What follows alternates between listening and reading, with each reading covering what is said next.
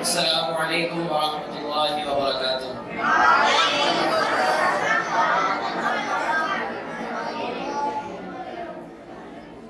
بسم اللہ، الحمدللہ، والصلاة والسلام علی رسول اللہ، اما بعد، اعوذ باللہ من الشیطان الرجیم، بسم اللہ الرحمن الرحیم۔ ہم اکثر اپنی روزانہ زندگی میں قیامت کا ذکر سنتے ہیں، جنت کا بھی ذکر سنتے ہیں اور جہنم کا بھی ذکر سنتے ہیں،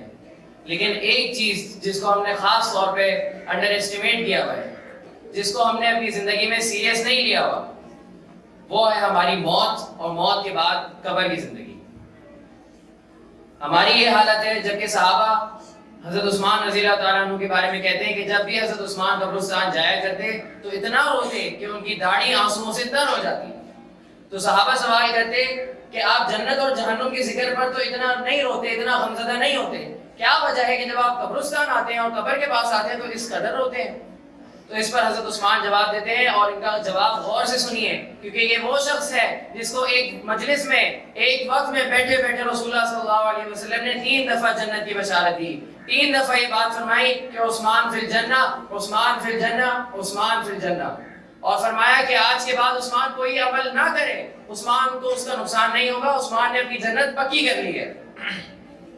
یہ حضرت عثمان رضی اللہ تعالیٰ عنہ جواب دیتے ہیں کہ میں قبرستان آ کر اس لیے روتا ہوں، اس کی یہ وجہ ہے کہ میں نے رسول اللہ صلی اللہ علیہ وسلم سے سنا تھا کہ قبر آخرت کی منازل میں سے پہلی منزل ہے، جس کی یہ منزل آسان ہو گئی، جو اس منزل میں قبر کے عذاب سے بچ گیا، وہ اس سے آگے بھی اس کی آگے کی منزل بھی آسان ہوتی جائے گی، اور جس کی یہ منزل مشکل ہو گئی، جو یہاں عذاب کی گرفت میں آ گیا، اس کے بعد آنے والی تمام منزلیں اس کی مشکل تر ہوتی جائیں گی۔ ایسا نہیں ہے کہ قبر میں عذاب بھگت لیا ایک دفعہ تو اس کے بعد آسانی ہے، نہیں، اگر ایک دفعہ قبر میں پکڑے گئے،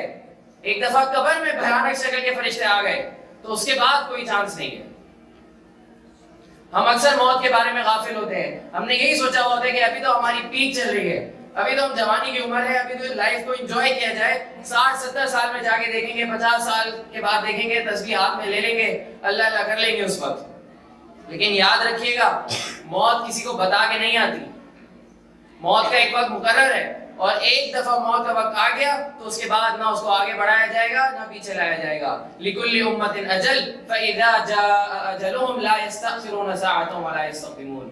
ہر امت کا ایک وقت مقرر ہے، ایک دفعہ وہ وقت آ گیا تو وہ وقت آگے نہیں بڑھایا جائے گا۔ تو ابھی ہمارے پاس مہلت ہے، اور ہم اس خام خیالی میں، اس خوش فہمی میں نہ رہیں کہ ہمیں ابھی موت نہیں آ سکتی، ابھی تو بہت ٹائم پڑا ہے۔ ایسی کئی واقعات ہیں کہ جن میں انسان اپنے کیریئر کی پیک پر ہوتا ہے، چاہے وہ کوئی سیلیبریٹی ہو یا کوئی عام انسان ہو، اپنے کیریئر کی پیک پہ ہوتا ہے،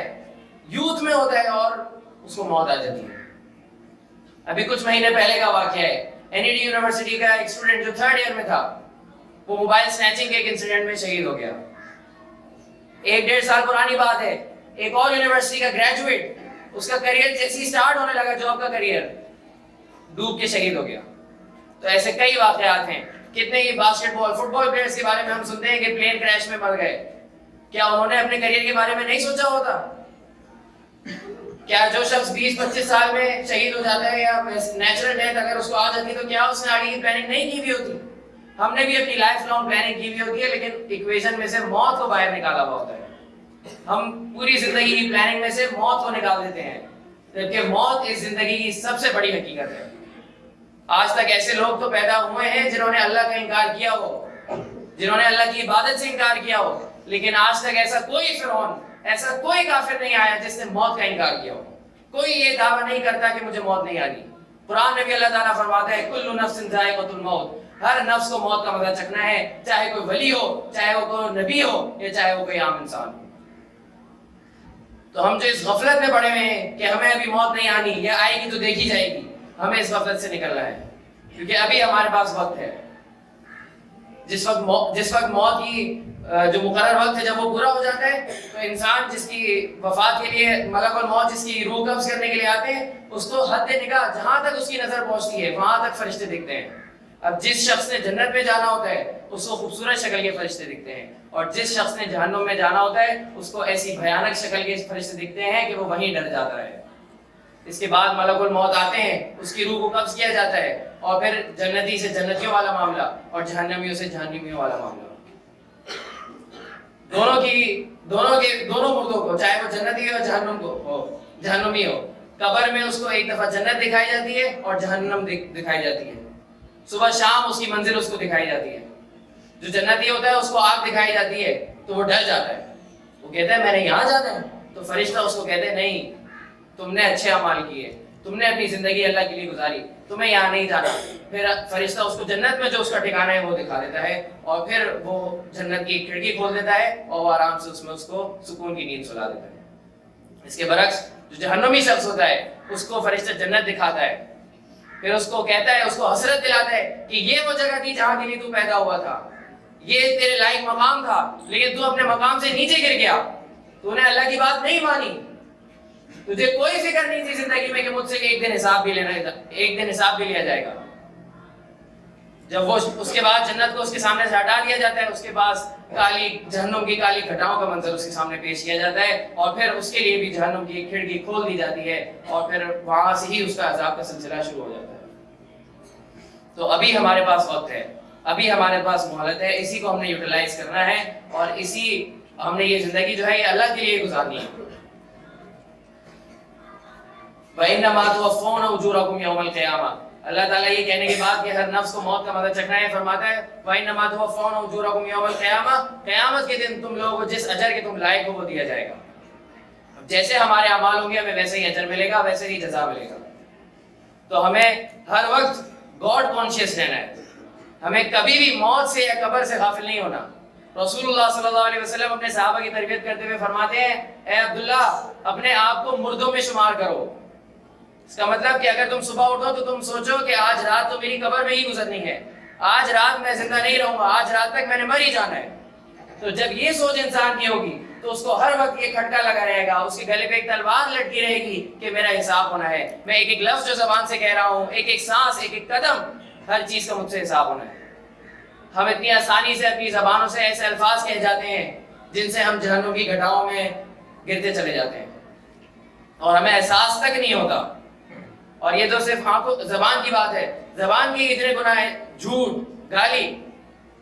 کسی کو برا بھلا کہہ دینا، کسی کے دل کو نقصان پہنچا دینا، دکھ پہنچا دینا، یہی اتنی ساری چیزیں ہیں جو زبان سے ہی ہم لوگ کر جاتے ہیں۔ اس کے علاوہ آنکھوں کے گناہ۔